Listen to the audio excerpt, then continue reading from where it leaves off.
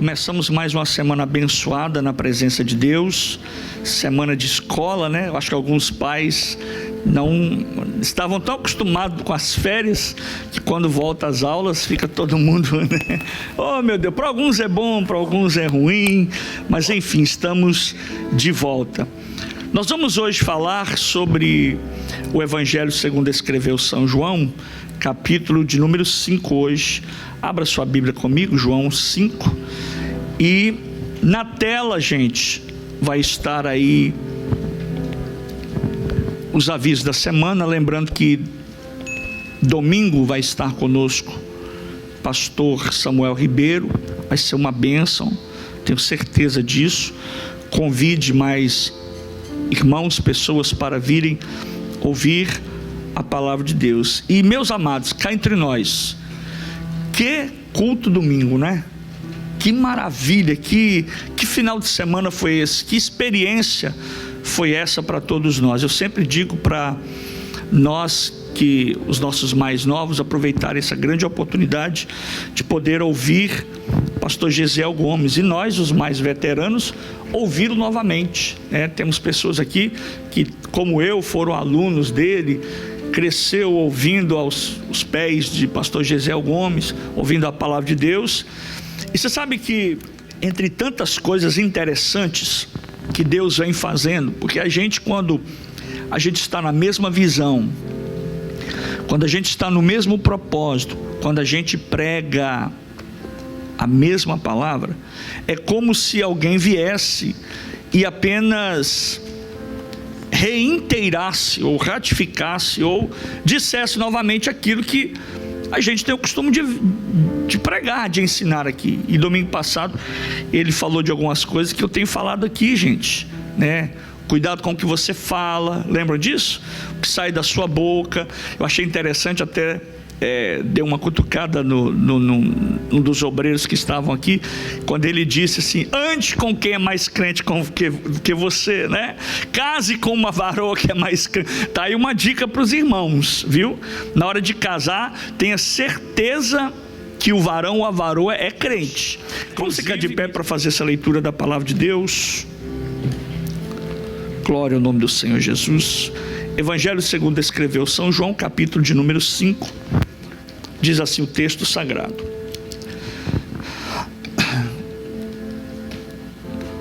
quiser ir colocando na tela também, pode ir colocando na tela. Isso. Mas acompanhe na sua Bíblia. Você que não tem Bíblia, acompanhe na tela. Quem tem Bíblia, acompanhe na Bíblia. Diz assim: depois disso, havia uma festa entre os judeus, e Jesus subiu a Jerusalém. Ora, em Jerusalém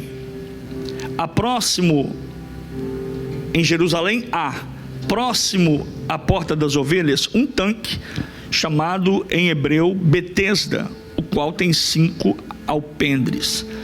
Nestes alpendres jazia grande multidão de enfermos, cegos, coxos e paralíticos, esperando o movimento das águas. O movimento do que, gente? Porquanto um anjo descia em certo tempo ao tanque e agitava a água, e o primeiro que ali descia, depois do movimento da água, sarava de qualquer enfermidade que tivesse. E estava ali um homem que havia 38 anos se achava enfermo. Quanto tempo? 38 anos. E Jesus, vendo esse deitado e sabendo que estava nesse estado havia muito tempo, disse-lhe: queres ficar são? O enfermo respondeu-lhe: Senhor, não tenho homem algum que, quando a água é agitada, me coloque no tanque, mas enquanto eu vou, desce outro antes de mim. Jesus disse-lhe: levanta-te, toma a tua cama e anda. Logo aquele homem ficou são, e tomou a sua cama e partiu. E aquele dia era qual dia? Sábado. Então os judeus disseram àquele que tinha sido curado: é sábado, não te é lícito levar a cama. Ele respondeu-lhes: aquele que me curou, ele próprio disse: toma a tua cama e anda. Perguntaram-lhe, pois, quem é o homem que te disse, toma tua cama e anda? E o que fora curado não sabia quem era, porque Jesus se havia retirado, em razão de que naquele lugar haver grande multidão. Depois Jesus encontrou-o no templo e disse-lhe: eis que já estás são, não peques mais, para que te não suceda alguma coisa pior. E aquele homem foi e anunciou aos judeus que Jesus era o que o curara. Amém? Tome o seu assento, por gentileza. Está diante de nós uma das passagens do texto de grande importância cristã e teológica para nós que amamos a palavra de Deus. Em João capítulo 5, o texto que nós lemos, ele mostra um cenário de fé e esperança dos enfermos, dos doentes. Isso é normal.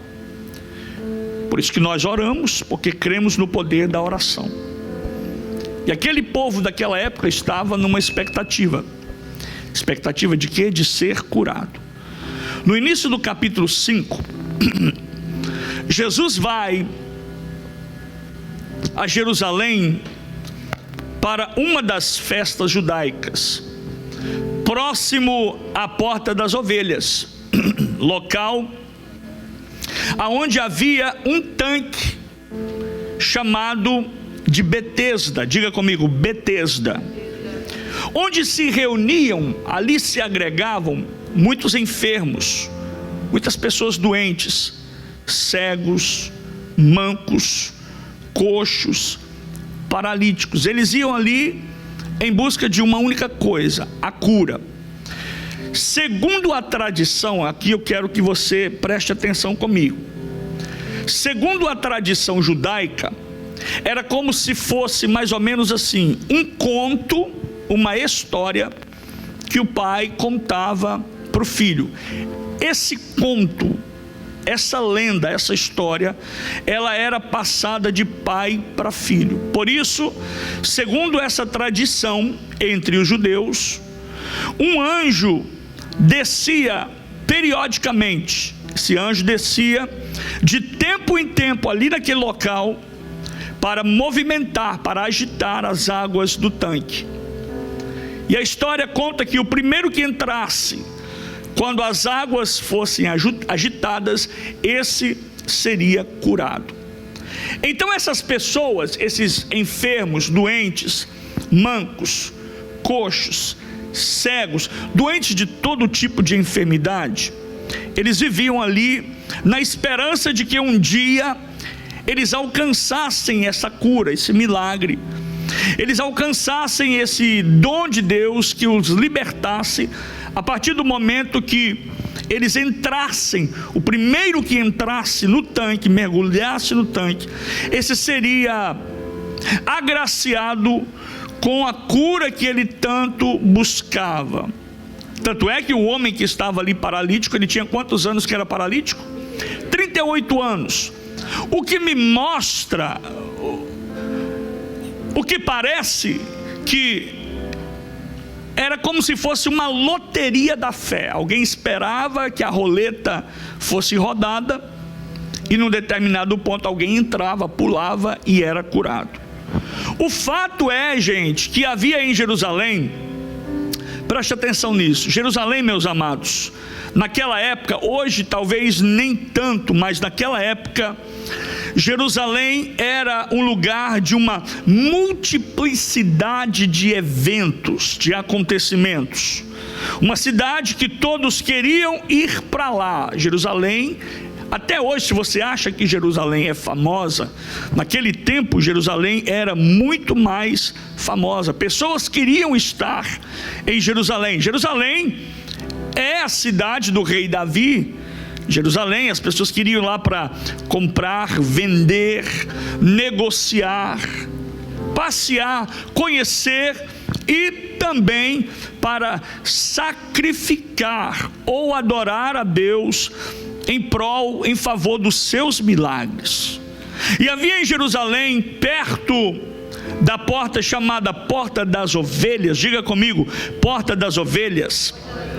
Perto dessa porta, localizada a região norte de Jerusalém, por onde era o local exatamente, por isso que ela chama Porta das Ovelhas, porque é o local exatamente por onde as ovelhas que iam ser sacrificadas passavam por ali, por onde as ovelhas que iam ser mortas passavam ali, por ocasião de uma das maiores festas do judaísmo, que é a Páscoa.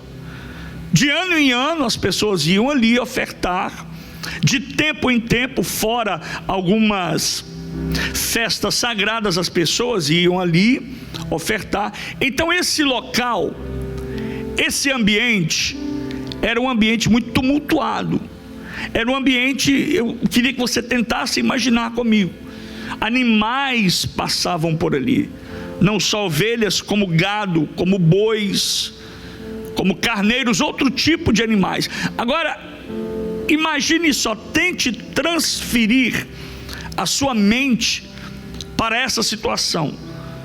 Como era a higiene daquele ambiente?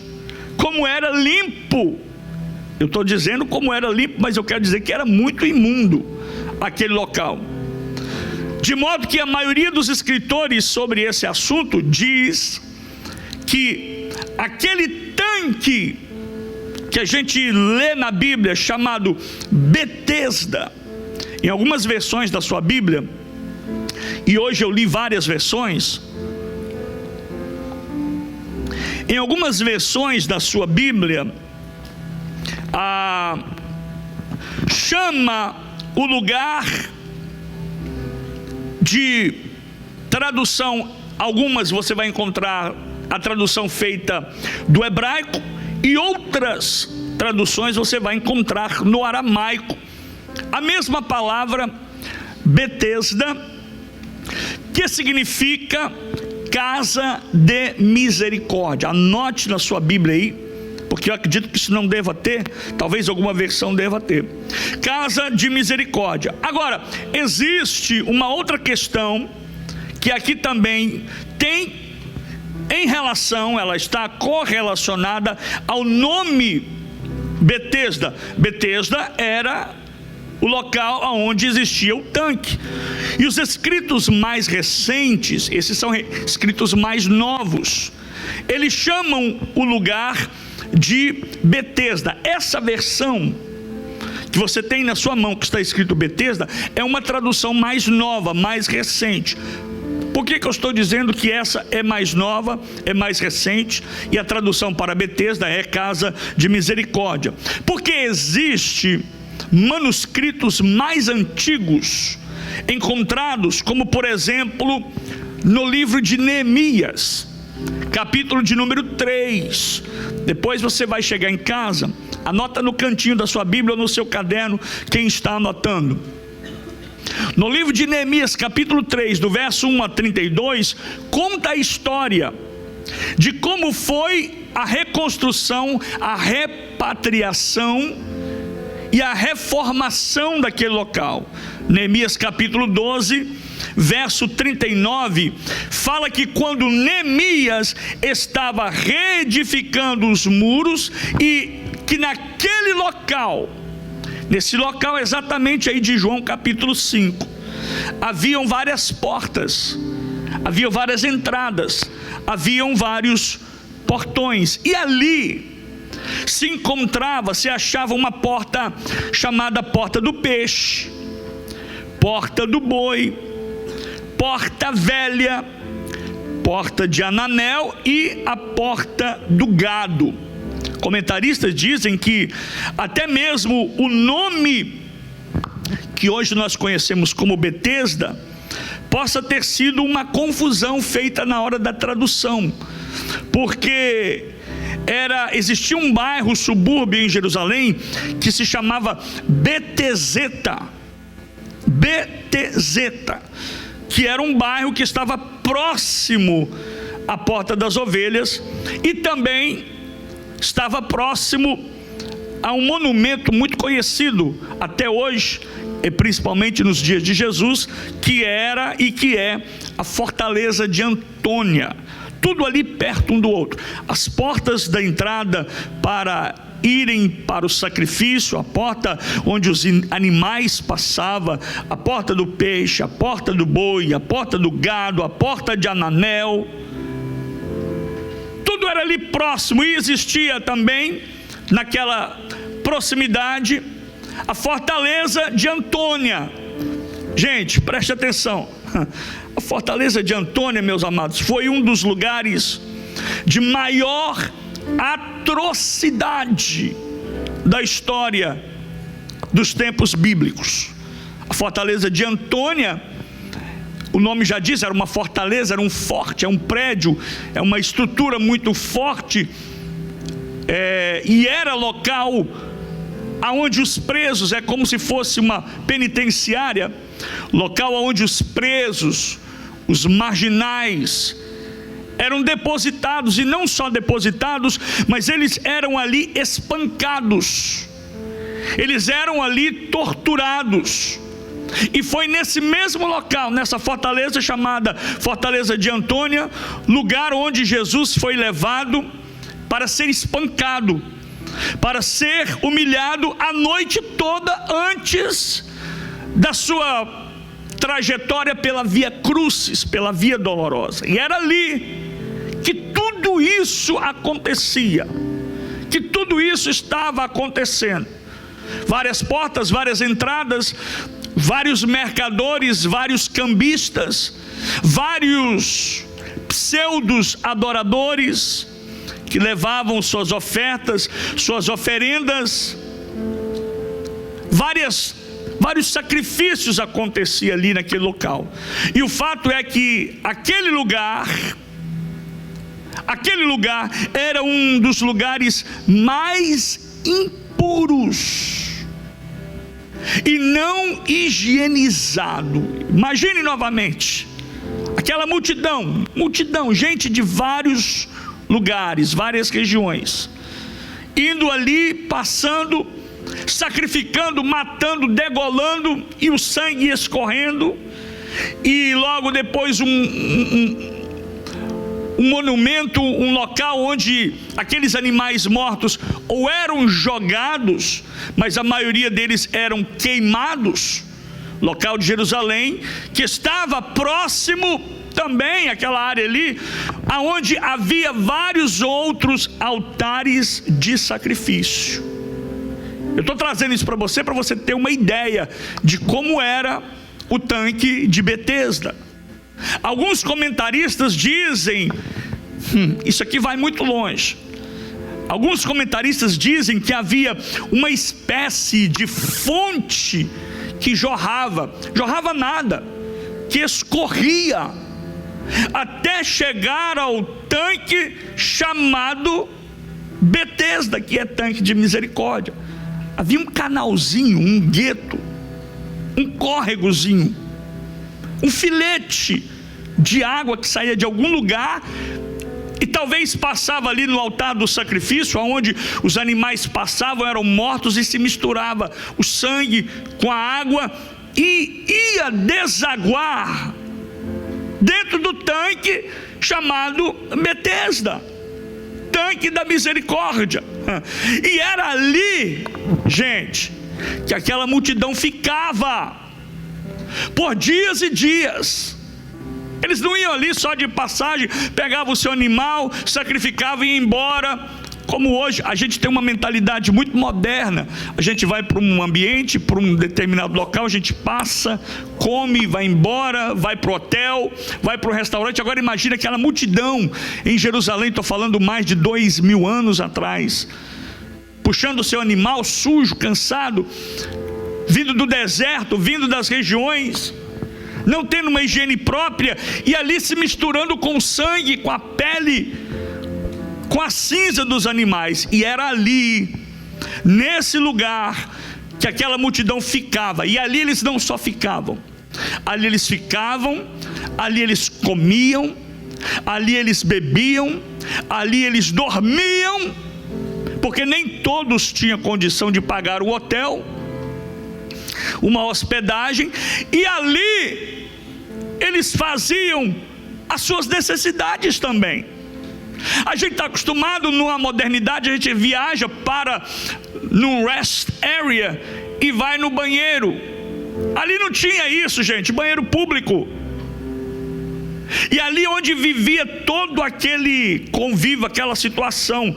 E é assim, eu abro um parêntese para mostrar para você que é assim que o diabo quer fazer com pessoas.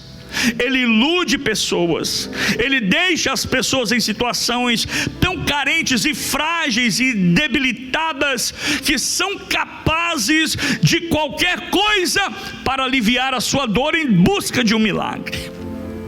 Só para você ter uma ideia de quão horrível era toda aquela situação, aquele homem paralítico por 38 anos, e agora ele estava ali, naquela situação. E quando Jesus passa, quando Jesus vem, e quando Jesus encontra, ele vê aquele homem naquele estado, Jesus nem pensou duas vezes, ele foi logo perguntando: queres ser curado?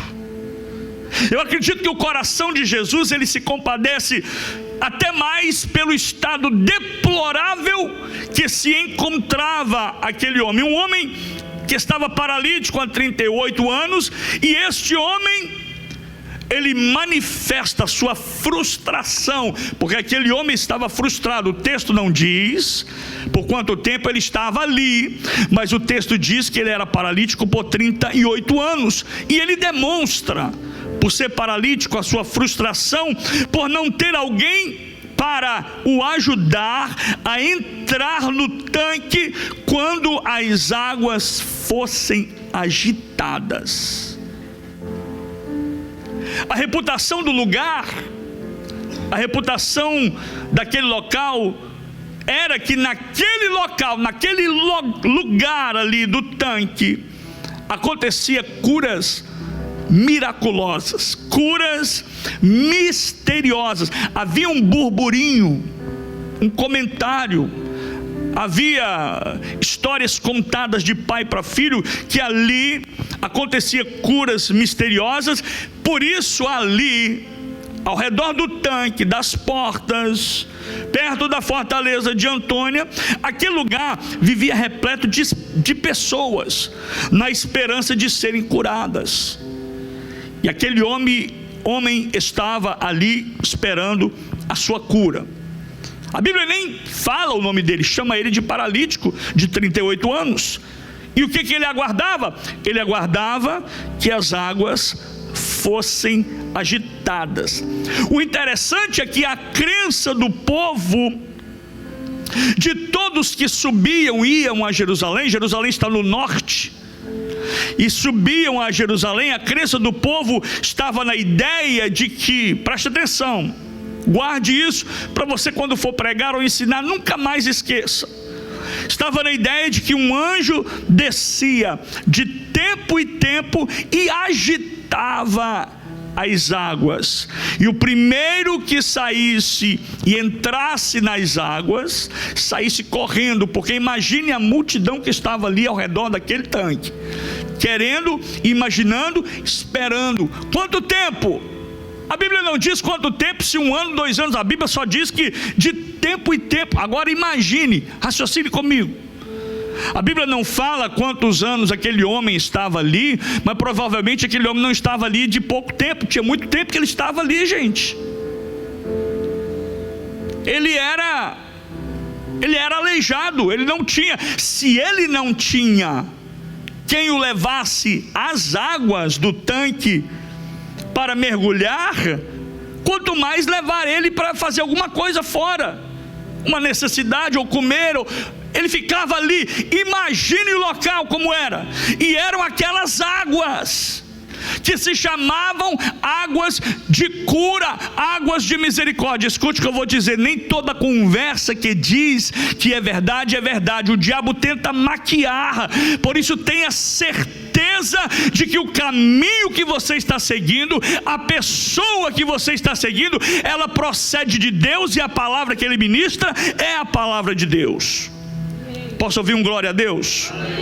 A crença do povo estava na ideia que o anjo descia de tempo em tempo e a água era agitada. João capítulo 5, verso 4 vai dizer o seguinte: porquanto um anjo descia em certo tempo. Quando? Não se sabia. Não havia uma data que ele descia. Ele poderia descer a cada 10 anos. E aí, como fica o paralítico e os demais que ali estavam? Porquanto um anjo descia em certo tempo ao tanque e agitava a água, e o primeiro, quem? O primeiro que ali descia depois do movimento das águas, sarava de qualquer enfermidade que tivesse. Que triste era a situação desses homens, dessas pessoas, mancos, coxos, cegos, paralíticos, deficientes físicos.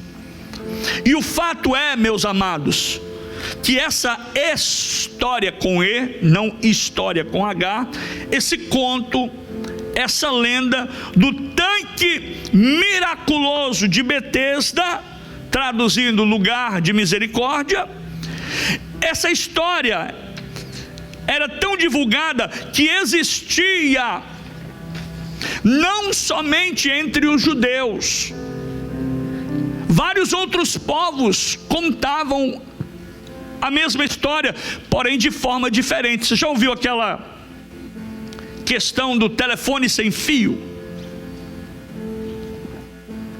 Alguém sabe o que é isso? Sim ou não? A brincadeira do telefone sem fio. Alguém vai contando uma história, chega lá no final, acaba desembarcando outra coisa. Então pessoas de outras nacionalidades, porque lembre-se, Jerusalém não estava cheia apenas de judeus, árabes, muçulmanos, outras nações estavam ali, iam ali, e havia escute isso, havia entre uma lenda árabe, olha aqui gente, aonde chega a deploração humana e o martírio, o sacrifício, a humilhação do diabo na vida das pessoas. Por isso que nós temos que andar sempre pautados à luz da palavra de Deus, para não sermos levados, a Bíblia diz, Paulo diz, levados por vento de quê? Falsas doutrinas. Por isso que você está sentado aqui, porque na terça-feira eu posso falar sobre isso. Havia uma lenda árabe que dizia, segura isso aí, que dizia que um dragão que vivia no abismo do poço, ou seja, então aquele lugar era fundo, apesar de ser lenda, mas a história diz, olha, o tanque é fundo. Imagine aquele tanque, gente, a sujeira daquela água. Se você for hoje na Índia, eu acho que é Bombay, não é? Como é que chama aquele rio lá? Alguém me lembra isso? Esqueci o nome do rio. Rio Ganges, não é isso? Deixa eu te contar uma história do Rio Ganges para você que não sabe. O Rio Ganges é uma semelhança do tanque de Betesda, porque conta que ali na região do Rio Ganges é oferecido sacrifício, e as pessoas iam ali se banhar para alcançar a sua dádiva, o seu milagre. E naquele lugar de sacrifício, de banho, de água, para se curar, para se libertar, para se salvar, lugar de adoração, aquele tanque também era lugar como eles enterravam os seus entes queridos. E agora escuta isso: quem é rico, isso é verdade, isso é fato, quem é rico, ele tem a condição de cremar, porque na cultura eles têm o costume de cremar os corpos. Só que isso, gente, é para quem é mais rico, quem tem dinheiro, quem é abastado. A pessoa faleceu, ele crema o corpo, e qual que é o próximo passo? Eles não enterram como nós fazemos no Ocidente. eles jogam nas águas do Gange. Imagine essa água como era e como é até hoje.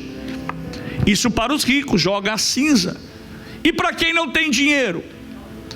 Para quem não tem dinheiro, a medida da queimadura ou do processo de queimar, como é que chama o processo de queimar? Cremação, obrigado. O processo de cremação é a medida do seu dinheiro, do seu bolso. Quem tem muito dinheiro, crema tudo, vira cinza, vira pó. Quem não tem, vai cremando à medida do que ele tem. Então alguns corpos são apenas sapecados no fogo e são jogados depois no rio, como símbolo de que eles vão pelas águas, as águas os levarão e eles retornarão. Gente, isso que acontece hoje, nos nossos dias, no século 21, era a mesma coisa que acontecia em Jerusalém, à porta daquele local, do tanque chamado Betesda. Tem uma foto na imagem, obrigado gente, isso aí ó, tremendo aí ó. Olha ali a foto do rio, lá na Índia, Rio Gange, tá?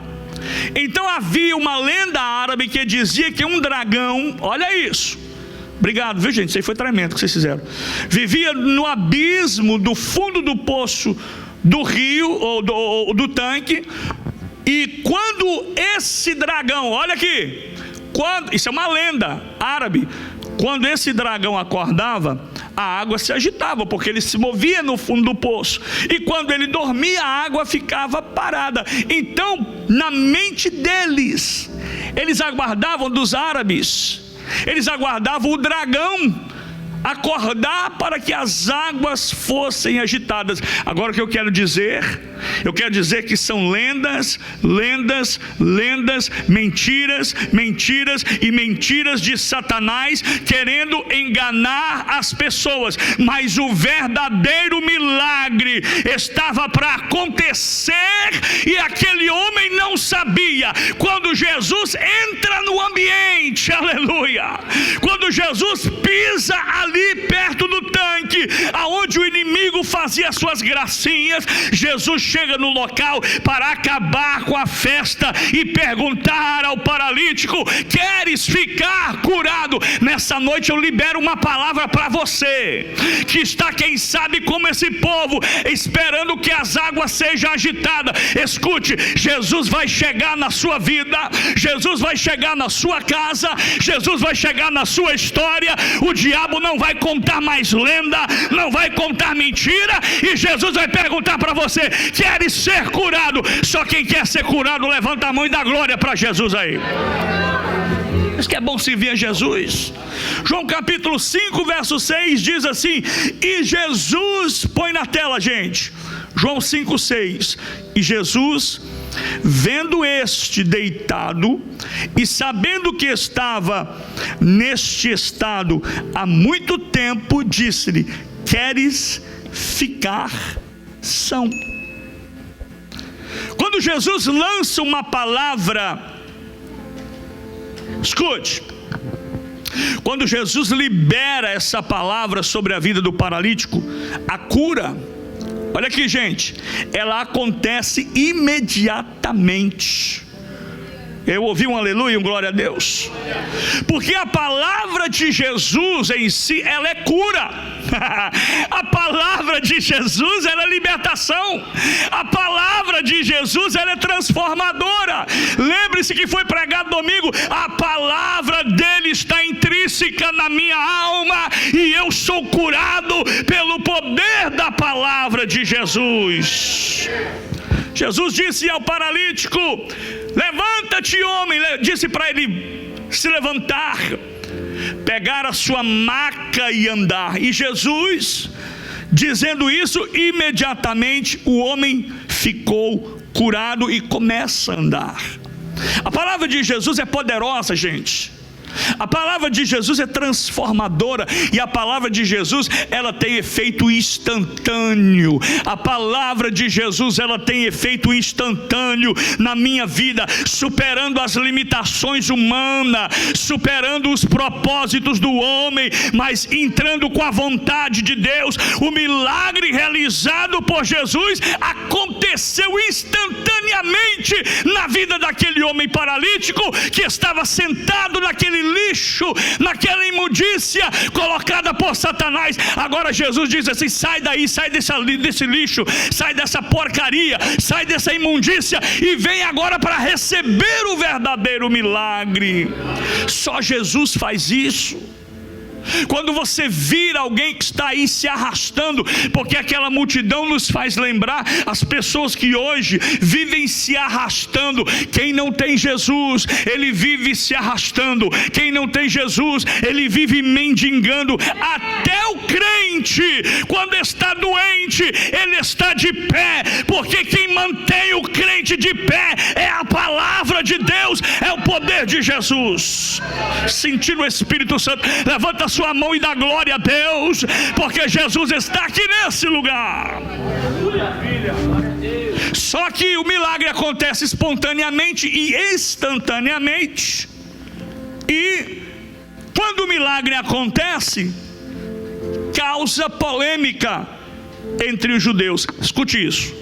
Eu disse aqui sexta-feira, olha para mim, jovens, olha para mim, adolescentes, irmãos e irmãs. Eu disse aqui sexta-feira, na reunião da nossa liderança, que todas as vezes que Deus começar a usar você, todas as vezes que você se dispor a fazer algo para o reino de Deus, para Jesus, alguém vai se levantar de forma polêmica contra a sua vida. Vai dizer: por que você está fazendo isso? Você não deve fazer. Vão te ignorar, vão te secar, vão te gelar. Aquele grupinho de fariseus, porque essa turma aqui, gente, era uma turma de religiosos. Quem faz isso, escuta que eu vou dizer, porque talvez pastor Gisel vai voltar aqui para falar a mesma coisa. Aquela turma de religiosos, porque eram religiosos fariseus que perseguiam Jesus e perseguiam o que Jesus estava fazendo, vão perseguir você também nos nossos dias. Você está tocando, você está cantando, você está adorando, você está servindo, está evangelizando, eles vão se levantar com você. E essa turma que você está envolvido nela, porque não tem como nem de fugir dela, porque são os religiosos dentro da casa de Deus, eles vão se afastar de você, porque quem está causando problema não é você, eles é que são os problemáticos. E o milagre realizado por Jesus causa problema. Ah, meu Deus do céu! Olha o coração da religiosidade. Por isso eu digo: tome cuidado com a religiosidade. A religiosidade diz: não deixa o menino pular, mas é melhor o menino pular na casa de Deus do que pular numa discoteca. Ei, não deixe profetizar. É melhor Deus usar você aqui do que usar sua boca para falar mentira. Esse lugar era para estar cheio de pessoas ouvindo a palavra de Deus e dizendo: eu quero mais de Deus. É isso. E o milagre que Jesus realiza causa polêmica entre os religiosos, que acusam agora o homem. Vão acusar você, viu? Porque eles não têm como acusar a autoridade maior. Eles vão acusar você: porque você está fazendo isso, por que você está andando assim, por que você está andando muito com aquele irmão. Vão chamar você de tudo, bajulador, vão falar que você é tudo menos reconhecer que Deus é Deus na sua vida. E aqueles religiosos agora acusavam o homem que fora curado, de violar a lei. Por quê? Porque ele foi curado? Quem lê o texto comigo sabe. Não foi porque ele foi curado. Eles não estavam preocupados com a cura, gente. O diabo não está preocupado com a cura de ninguém, com a vida boa de ninguém. Por isso que quem vai num terreno de macumba, de umbanda, pensando numa cartomante, pensando que vai ser curado, o diabo vai botar nele mais problema, porque o diabo não quer ver ninguém curado, ninguém liberto. E aqueles religiosos não estavam preocupados com aquele homem por causa que aquele homem foi curado, mas sim Porque na mente dos religiosos, ele estava quebrando o mandamento ao carregar a sua maca no dia de sábado. Olha como é baixo o diabo. Nós temos que tomar muito cuidado. E eu tomo cuidado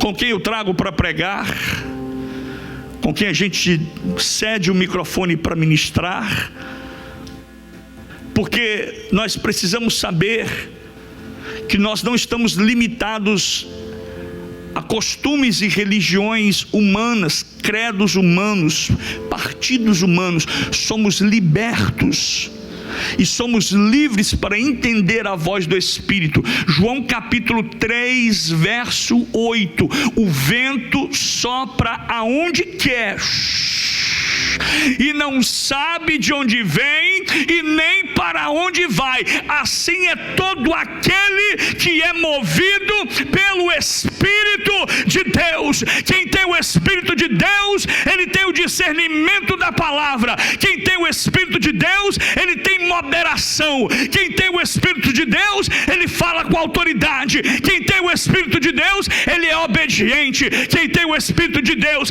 ele anda em espírito e não anda na carne. Eu posso ouvir um glória a Deus, eu posso ouvir um aleluia aí embaixo, em nome de Jesus. E mais tarde, Jesus se encontra com um homem curado no templo. Olha que interessante. E aconselha ele a não pecar mais, para que algo pior não lhe aconteça. Existe uma consequência para o pecado, e a Bíblia diz isso, que o pagamento, o salário do pecado é a morte.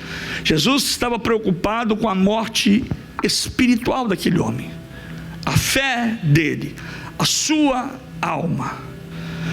Mais tarde Jesus encontra aquele homem que antes era paralítico. Por quanto tempo, gente? 38 anos. Vou perguntar só as irmãs, quanto tempo, irmãs? 38. Só os irmãos, quanto tempo? 38. Você já pensou? Estar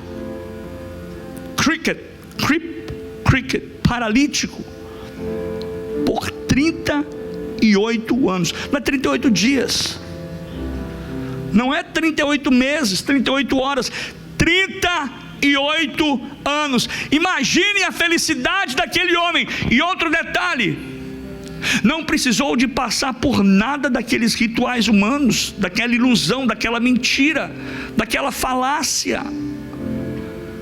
E nós temos uma cultura muito forte de falácia, de costume, de rituais humanos, de crendices. Eu não sei porque que Deus está falando isso, mas eu vou falar.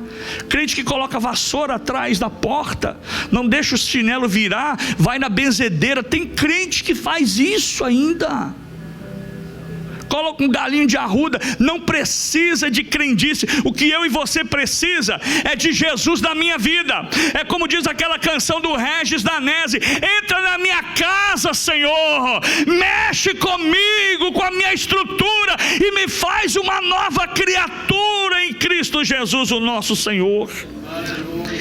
Mais tarde Jesus encontra aquele homem no templo, porque ele segue agora um padrão religioso, e vai se apresentar e vai agradecer a Deus. E quando Jesus o vê, eu imagino o encontro. Jesus olha: tu está andando, né? Tu estás aí, é? Vou te dizer uma coisa. Jesus dizendo para ele: olha, não peques mais, para que não te aconteça coisa pior, para que algo pior não lhe aconteça. Esse encontro de Jesus está aí na tela, João 5,14. Esse encontro final de Jesus mostra para nós o propósito de Jesus. Não era apenas a cura física, mas a restauração espiritual e completa daquela pessoa. Quando nós falamos de plenitude, quando nós falamos de prosperidade, A palavra prosperidade no seu cerne, no seu bojo, não é financeiramente apenas, é ser próspero em tudo, no seu caminhar, no seu deitar, no seu falar, no seu agir, na sua forma de ver as coisas. Tem muitas pessoas que são pessimistas, muitas pessoas são negativistas, muitas pessoas já levantam de manhã reclamando, criticando, muitas pessoas já reclamam, das primeiras horas do dia já levantam reclamando, ao invés de levantar as suas mãos e dizer: Deus, muito obrigado, porque eu estou vivo, eu estou respirando, eu não tenho o que queria, mas eu tenho o que eu preciso, aleluia, eu não tenho o que eu queria, mas eu tenho o que o Senhor já preparou para mim, e isso basta. Jesus disse para Paulo: Paulo, está sentindo dor? Está doendo aonde, Paulo? Aonde dói, Paulo? Jesus disse para ele: minha graça te basta, e o meu poder se aperfeiçoa na fraqueza. Diga ao fraco: eu sou forte, porque o poder de Deus, ele é aperfeiçoado na minha debilidade, na minha fraqueza, na minha imperfeição. Deus está trabalhando na sua vida, é motivo para adorar. Levanta a mão e dá glória a Ele. E aqui eu deixo um aviso importante, claro, sobre a importância de viver uma vida de retidão, porque sem vida de retidão, consequências sérias podem nos acometer. Olha o que Jesus disse, João 5,14: homem, vai e não peques mais, para que algo pior não lhe aconteça. Gente, caminhe em santidade, caminhe na presença de Deus, caminhe em obediência, caminhe na humildade. E Jesus aqui lhe deixa um aviso bem claro, exponencial, estampado sobre a importância de viver uma vida em retidão. Para quê, pastor? Para evitar consequências mais sérias. Sabe o que eu aprendo com João capítulo 5, gente? Guarde isso no seu coração. Quiser anotar, pode anotar. Eu aprendo com João 5 que a soberania de Jesus, ela está acima dos rituais. A soberania de Jesus, de Deus, ela está acima das tradições humanas. A soberania de Jesus, ela é maior do que o meu achismo. Eu acho isso, eu penso isso, eu sei isso. A soberania de Jesus é maior do que as minhas crendices. Porque o meu pai me ensinou assim, minha mãe me ensinou assim. A sabedoria de Jesus, a soberania de Jesus é maior do que a teologia humana. Eu não entendi, eu não estudei isso na teologia, no seminário. A soberania de Jesus está maior do que a teologia humana. A soberania dele é maior do que as enfermidades. Ele é Jeová Rafá, o anjo que cura. E se você está doente nessa noite, não precisa descer em lugar nenhum, não precisa se cortar, se mutilar como alguns fazem. Basta apenas adorá-lo, basta apenas glorificá-lo, que o milagre, eu estou vendo, eu estou vendo o milagre chegar na tua vida hoje. Eu estou vendo o milagre chegar na tua casa hoje. Levanta a mão e adora, levanta a mão e adora, levanta a mão e glorifica, porque hoje chegou o milagre na sua casa. Hoje chegou a soberania de Jesus. A soberania de Jesus é maior do que os demônios. O diabo não pode tocar na sua casa, o diabo não pode tocar no seu filho, e se ele vier em direção, ele vai ter que correr, porque maior é Deus. Arabacandaraia. Quem pode adorar, adore. Quem pode adorar, adore. Escuta que eu vou dizer: a soberania de Jesus é maior do que o meu e o seu problema. Se o seu problema te afligir, bater na sua porta, diga para ele: o Deus que você serve, ele tem todo o poder. Ele é o alfa, ele é o ômega, ele é o princípio, ele é o fim, ele é a rosa de Saron, ele é o lírio dos vales, ele é a estrela, ele é a estrela da manhã, ele é tudo para mim. Aleluia. Fica de pé comigo, nós vamos orar. E eu queria cantar aquele louvor Jó. Vamos dizer a Ele a honra, a Ele a glória e a Ele todo o louvor. Vai levantando, adorando a Jesus. Vai levantando, dando a Ele glória. Vai levantando, dando a Ele louvor. Só quem veio adorar Jesus nessa terça-feira, só quem veio adorar Jesus nesta terça-feira, levanta a sua voz.